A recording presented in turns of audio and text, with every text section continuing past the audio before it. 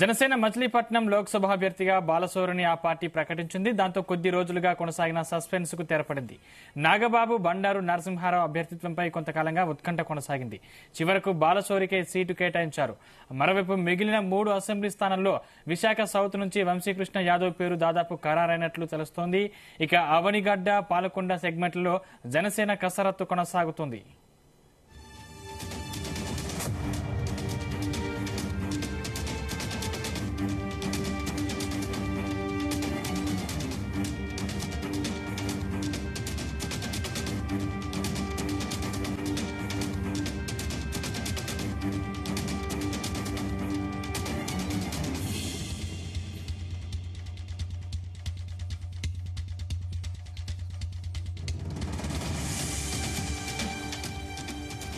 ఇదే అంశానికి సంబంధించిన మరిన్ని పూర్తి డీటెయిల్స్ మా ప్రతినిధి నాగేశ్వరరావు అందిస్తారు. నాగేశ్వరరావు, సందీప్, బాలశౌరి ఎంపీ టికెట్ కు సంబంధించి ఎట్టికేళ్లకు తెరదిగిందని చెప్పుకోవచ్చు. గత కొద్ది రోజులు కూడా ఆ ఎంపీగా పోటీ చేయాలని బాలశౌరి బలంగా ఉన్నారు. ఏదైతే వైఎస్ఆర్సీపీలో ఎంపీగా గెలిచిన తర్వాత చాలా ఒడిదుడుకులు ఎదుర్కొన్నారని చెప్పుకోవచ్చు. కొన్ని సందర్భాలలో ఆ బాలశౌరికి వైసీపీలో తీవ్ర అసంతృప్తికి గురయ్యి పార్టీ నేతలతో గాని అధికారులతో గాని ఎక్కడో కూడా అంటినట్లు వ్యవహరించిన తీరు కనపడతానే ఉంది. అయితే దీని పట్ల కొన్ని రోజుల క్రితం వైసీపీ పార్టీకి రాజీనామా చేసిన బాలశౌరి జనసేన పార్టీలో చేరారు. అయితే జనసేన పార్టీలో చేరే కొన్ని రోజుల ముందు టీడీపీలో కూడా టికెట్ కోసం ప్రయత్నించినట్టు తెలుస్తా ఉంది.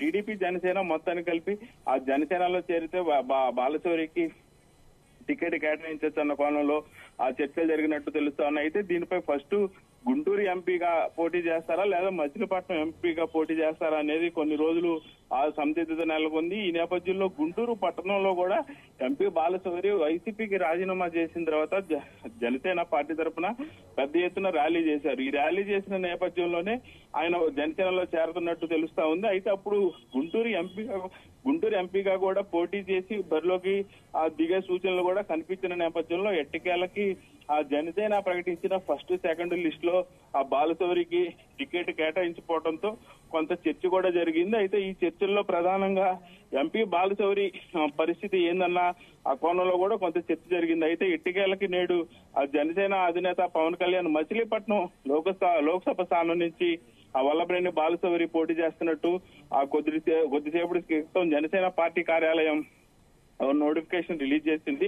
ఆ హరిప్రసాద్ సంతకం పెట్టిన ఆ పేపర్ బయటికి రిలీజ్ చేయడంతో బాలశౌరి ఎంపీ టికెట్ ఉత్కంఠకి కొంత తెరదీసిందనే చెప్పుకోవచ్చు. అయితే ఈ నేపథ్యంలో ఆ చంద్రబాబు నాయుడు, పవన్ కళ్యాణ్ ఇరువురు కూడా బాలశౌరి టికెట్ మీద కొంత గట్టిగా ప్రయత్నాలు చేసినట్టే తెలుస్తా ఉంది. మొత్తానికి ఆయన పిలిచి అక్కడ ఏదైతే మచిలీపట్నం లోక్సభకు సంబంధించి అన్ని నియోజకవర్గాల వాళ్ళతో 2 దఫాలుగా మాట్లాడిన ఆ తర్వాత ఎంపీ బాలశౌరికి టికెట్ కేటాయించారు. అయితే ప్రధానంగా ఆయనకి వైసీపీలో తలెత్తిన సమస్య ఇక్కడ కూడా తలెత్తకుండా 1-2 సార్లు చంద్రబాబు నాయుడుతోనూ పవన్ కళ్యాణ్ తో కూడా మాట్లాడినట్టు తెలుస్తా ఉంది.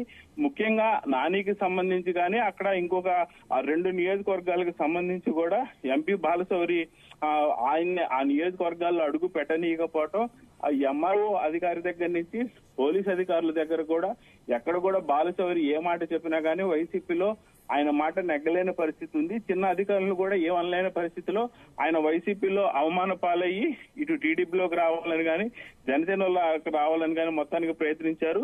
ఎట్టికేలకి నేడు ఆయనకి మచిలీపట్నం లోక్సభ టికెట్ కేటాయించడంతో ఆయన ఉత్కంఠకి కొంత తెరదిగిందనే చెప్పుకోవాలి. అయితే దీని పట్ల వైసీపీ శ్రేణులు కూడా స్పందించారు.